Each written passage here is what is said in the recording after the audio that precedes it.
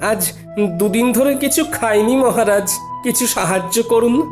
এটা কি করে সম্ভব গোপাল? তুমি তো কম রোজগার করনি, কোথায় গেল সেই সব অর্থ?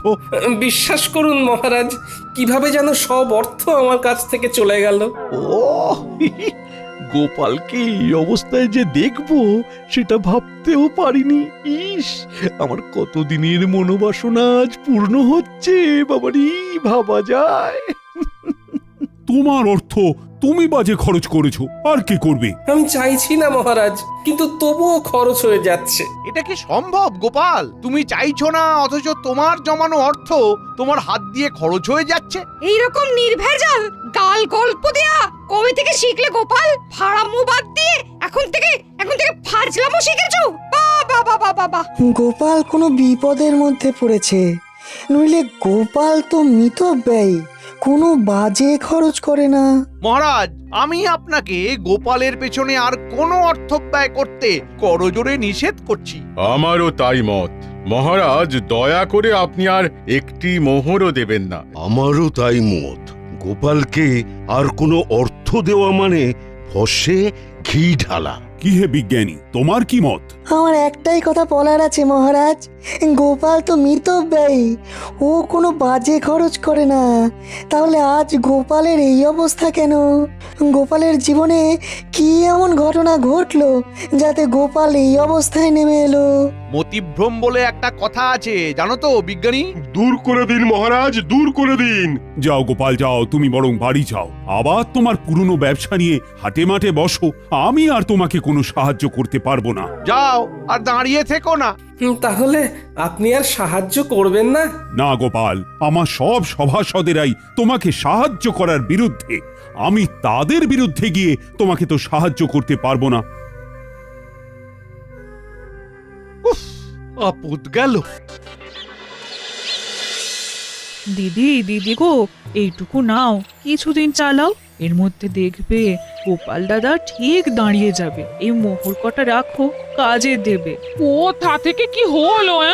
কিচ্ছু বুঝতে পারছি না পুটির মা। একটা মানুষ রাতারাতি এইরকম ভাবে বদলে যায়। দিদা, আমি বলছি দেখো, গোপাল দাদু আবার ঠিক আগের মতো হয়ে যাবে। গোপাল দাদুকে দেখে আমাদের খুব কষ্ট হচ্ছে দিদা। সেই দিন দেখি ঢিল মেরে গাছ থেকে আম পেড়ে খাচ্ছে, আমাদের দিকে চোখ পড়তেই বলে খুব খিদে পেয়েছে তাই খাচ্ছি।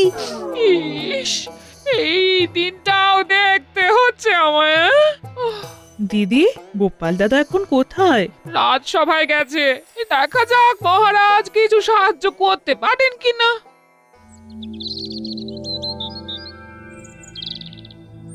আমি একদম একা হয়ে গেলাম। কে বলে তুমি একা?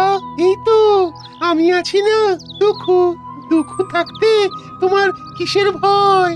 তাই তো, তুমি থাকতে আমার আর ভয় কি? নাও, আর কোথায় টেনে নামাবে নামাও। এই তো সব সময় মিথ্যে বলছো। আমি শুধু তোমাকে টেনে নামাচ্ছি, হ্যাঁ, কাজের খবর দিচ্ছি না। ওই তো কাজের খবর আসছে, ওই বটা আর ঘটা তোমাকে কাজ দেবে। কি গোপাল? তুই আমার নাম ধরে ডাকছিস? নাম ধরে ডাকছে বলে কি এমন মহাভারত অশুদ্ধ হচ্ছে শুনি?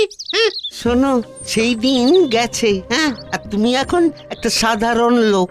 তোমার সম্মান প্রতিপত্তি সব চলে গেছে, দয়ায় বেঁচে আছো। একটা কাজ করবে, আমাদের বাড়ির চারপাশটায় কাল ভালো করে জঙ্গল সাফ করে দিলে দুটো মোহর পাবে। বলো করবে কিনা বলো? বলে দাও করবে। করব। তাহলে কাল সকালে ভোর ভোর চলে এসো, খাবার নিয়ে আসবে, খোরাকি দিতে পারবো না। কি গোপাল, ঠিক আছে তো? এই কাজটা ভালো করে করলে তোমাকে আবার একটা কাজ দেব, ঠিক আছে? আরে সেলাম করো, সেলাম করো, বলো ঠিক আছে প্রভু, বলো ঠিক আছে প্রভু। যাও গোপাল, ঘরে যাও। কাজ কিন্তু একদম ঝকঝকে করে করতে হবে, ময়লা থাকলে কোনো মোহর পাবে না। বুঝেছো? বুঝেছি।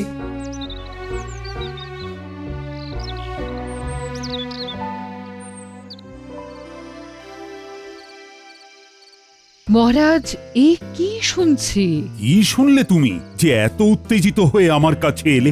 দাসের মুখে শুনলাম গোপাল নাকি আপনার কাছে এসেছিল সাহায্যের জন্য। হ্যাঁ এসেছিল, আমি সাহায্য করিনি, কারণ আমার সভাসদেরা সবাই গোপালকে সাহায্য দেবার বিপক্ষে ছিল। গোপালের এই ভাগ্য বিপর্যয়ে আপনি ওর পাশে দাঁড়ালেন না মহারাজ, অথচ আপনার যখন বিপদ ঘটেছে তখন গোপাল সবটুকু দিয়ে আপনাকে সাহায্য করেছে। ও তার জন্য বেতন পেয়েছে, আর বেতনের বিনিময়ে ও কাজ করেছে। বাহ, খুব ভালো বলেছেন মহারাজ, খুব ভালো। আমি ঈশ্বরের কাছে প্রার্থনা করব যে আর কোনোভাবেই যেন গোপালের সাহায্য আপনার না লাগে।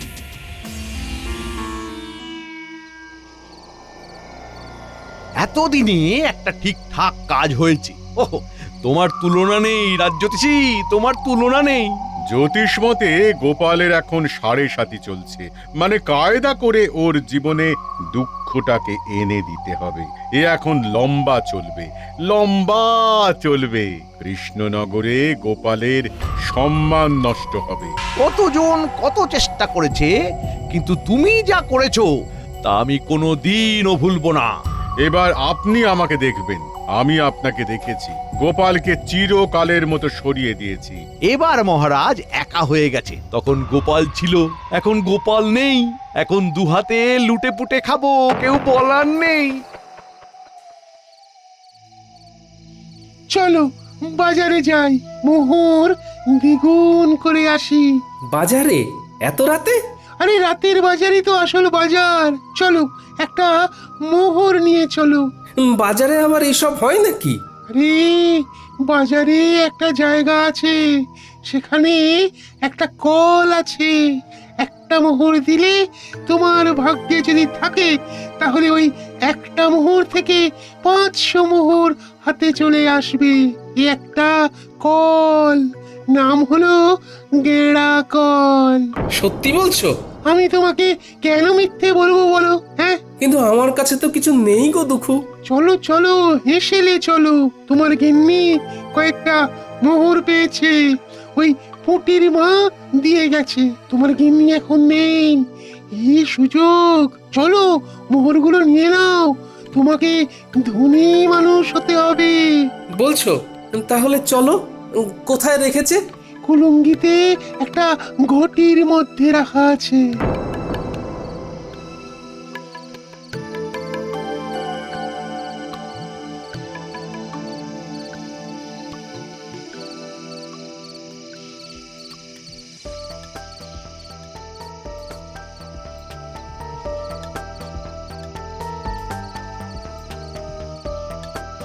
রান্নাঘরে মিনুর বাবাকে যেন যেতে দেখলাম।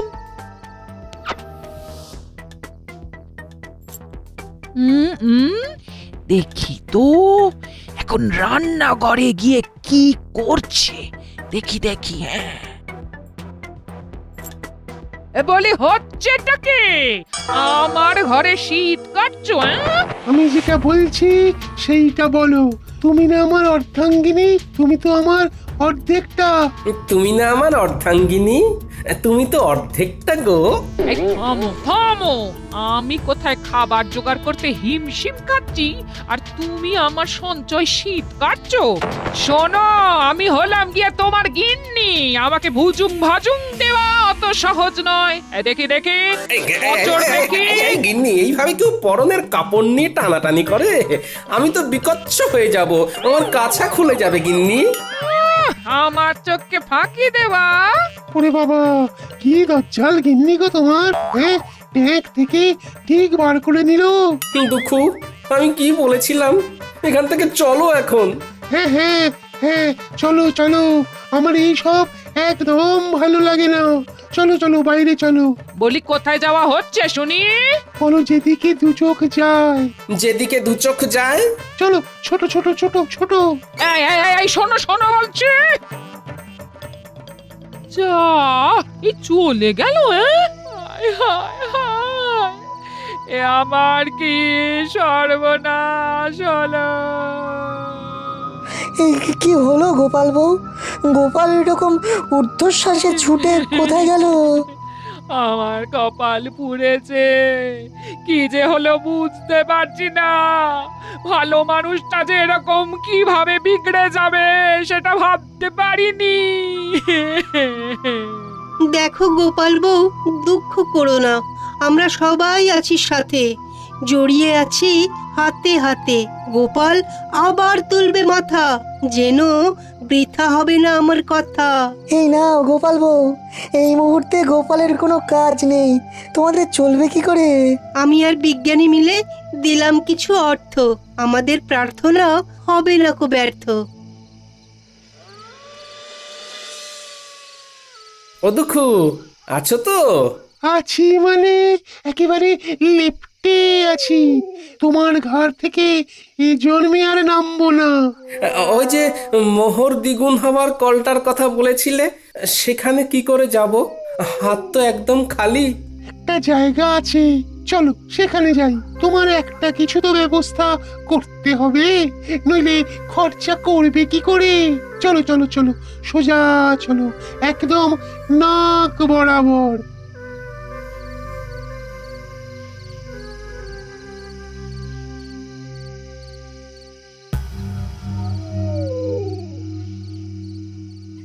কি হলো? তখন থেকে দেখছি নিজে নিজে ফিক ফিক করে হাসছো। কি হয়েছে? কি হয়েছে?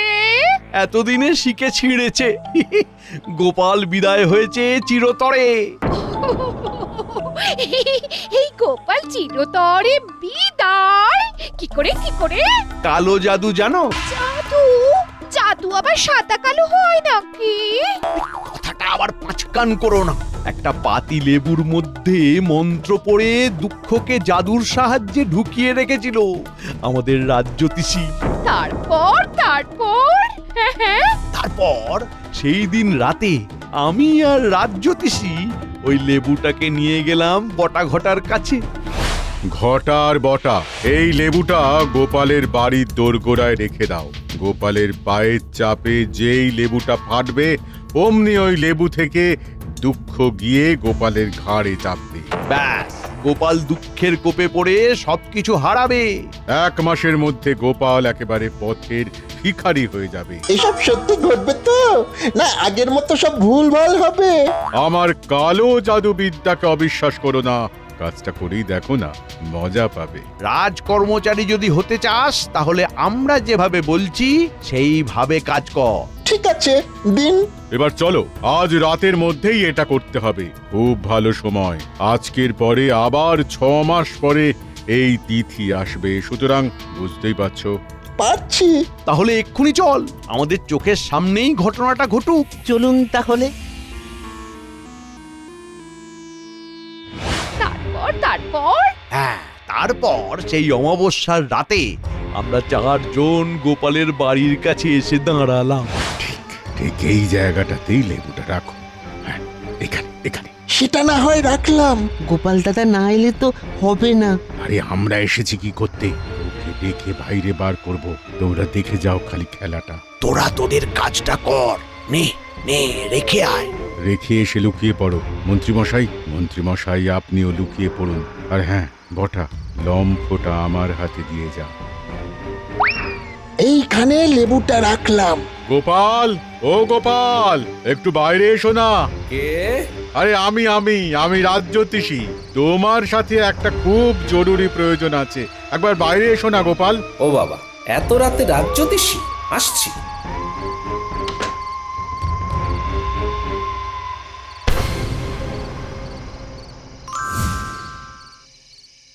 ব্যাস, সেই দিন থেকে 1 সপ্তাহের মধ্যে গোপাল পুরো শেষ। আর গোপালের শেষ মানে আমার শুরু।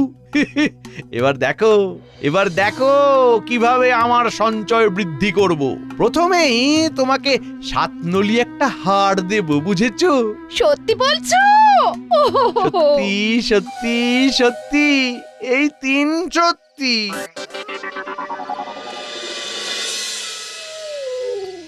ওই দেখো গোপাল, একটা পাথর পড়ে আছে, দেখতে পাচ্ছো? অন্ধকারে কিছু দেখতে পাচ্ছি না, তুমি আমাকে নিয়ে চলো। এই যে এই পাথরটা, এই পাথরটাকে ঠেলো ঠেলো ঠেলো। এগুলো কি? গর্তের মধ্যে এগুলো কি? এগুলো সব তোমার। নতুন করে খরচা করতে শুরু করো। বস্তাটাকে তুলে নাও, নাও নাও, তুলে নাও। হ্যাঁ, তারপর রাতের বাজারে চলো। ওই গেঁড়া কলে মোহর দেবে, আর মোহর দ্বিগুণ হয়ে যাবে। সুযোগ এসেছে দুকুকে ঘাট থেকে নামানো। একটা সোনার মোহর গর্তে ফেলে দিই। কি গো গোপাল, হলো? এই রে দুঃখু ভাই, বস্তা থেকে একটা সোনার মোহর গর্তের মধ্যে পড়ে গেল। দুঃখু ভাই, গর্তের মধ্য থেকে সোনার মোহরটা তুলে দেবে? এ বাবা, ভালো করে ধরতেও পারো না। দাঁড়াও দাঁড়াও, দেখছি। উহ, কি শান্তি! অবশেষে দুঃখু নামলো ঘাট থেকে। এবার শান্তি শান্তি, মহা শান্তি।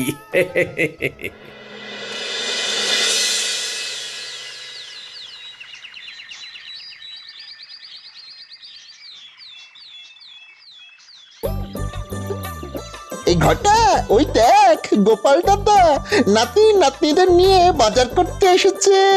ওর তো আমাদের বাড়ির জঞ্জাল পরিষ্কার করার কথা ছিল। তাই তো, চল দেখি। কিরে পুঁটি, ন্যাপলা, গুলটে, আমার বানর সেনা, বল এই ইলিশ মাছটা নিয়ে নি। হ্যাঁ হ্যাঁ, নিয়ে নাও গোপাল দাদু। আজ শুধু ইলিশ দিয়েই ভাত খাবো। ইলিশের নানা পদ, ভাপা ইলিশ, সর্ষে ইলিশ, ইলিশের পাতুরি। কি গোপাল, তোমাকে না বলেছিলাম আজ আমাদের বাড়ির চারধারের জঙ্গলগুলো সাফ করে দিতে? শোনো বটা ঘটা, আমার ঘরের নালাটা জঞ্জালে জমে গিয়েছে। একটু ঝাঁটা কোদাল দিয়ে পরিষ্কার করে দিও কেমন? তোমাদের 3টে করে সোনার মোহর দেব। তাড়াতাড়ি এসো কিন্তু, নইলে অন্য কাউকে দিয়ে করিয়ে নেব।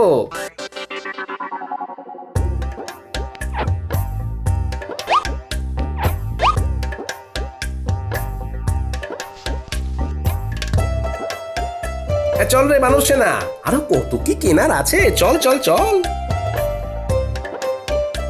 চল চল মন্ত্রী মশাইকে খবর দিয়ে আসি।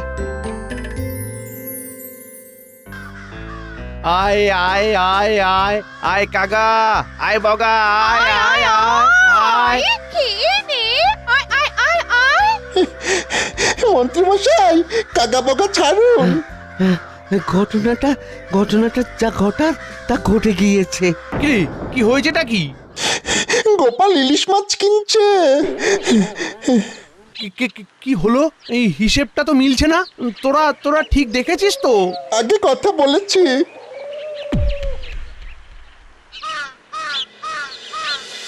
এই তো, আবার তোমাকে নিজের জায়গায় দেখতে পেয়ে খুব ভালো লাগছে।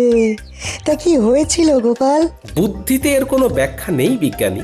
একদিন রাতে রাজ্যোতিষীর গলার আওয়াজ শুনে ঘুম থেকে উঠে বাইরে বেরোতেই পায়ের নিচে একটা লেবু পড়ে গেল, আর সাথে সাথে আমার ঘাড়ে একটা ভারী কি যেন একটা এসে বসে পড়লো। তারপর আর কিচ্ছু জানি না, বুঝলে? এখন কেমন লাগছে ঘর? হালকা ফাঁকা, নাইকো ভার। আরে কাল রাতে ঘাট থেকে দুঃখুকে নামিয়ে দিলাম, ব্যাস। বিষয়টা একটু খুলে বলো তো গোপাল। বলছি।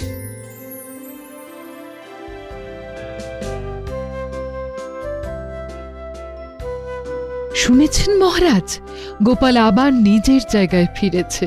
আমি গোপালের বাড়ি যাচ্ছি, আপনিও আসুন। দাঁড়াও দাঁড়াও দাঁড়াও, সকাল থেকে আমিও শুনছি। ব্যাপারটা কি জানতে হবে। চলো চলো, তোমার সাথে আমিও যাব। গোপালের কেনই বা ভাগ্য বিপর্যয় হলো, আর কি করেই বা সেখান থেকে সে বেরিয়ে এলো, এটা জানাটা খুব দরকার। চলুন।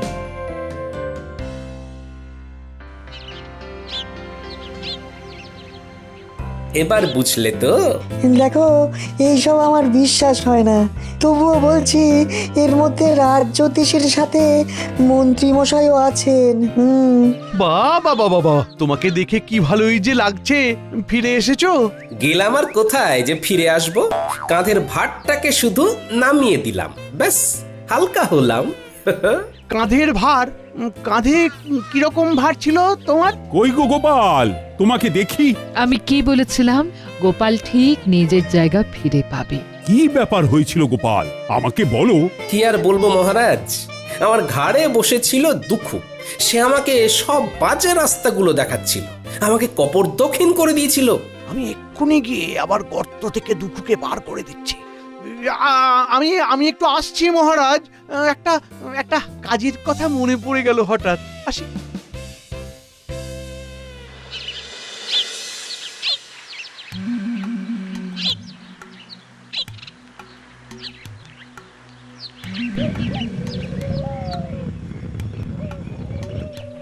তুমি কে গো? আমি এই রাজ্যের মন্ত্রী দুঃখু, আমার ভাই। যাও যাও, আবার গিয়ে গোপালের ঘাড়ে চাপো, ওকে আবার সর্বশ্রান্ত করে দাও। তুমি ওকে এত উপকার করলে, ও তোমার ক্ষতি করলো দুঃখু। না, গোপালের কাছে আর যাব না, ও বড় ভয়ঙ্কর। তার চেয়ে তুমি বরং খুব ভালো। তুমি আমাকে মুক্ত করেছো, যে মুক্তি দেয় তাকে কি ছেড়ে যেতে হয়? হ্যাঁ, আজ থেকে আমি তোমার কাছে থাকবো। হ্যাঁ। বলো কি? না না না না দুঃখু, না না না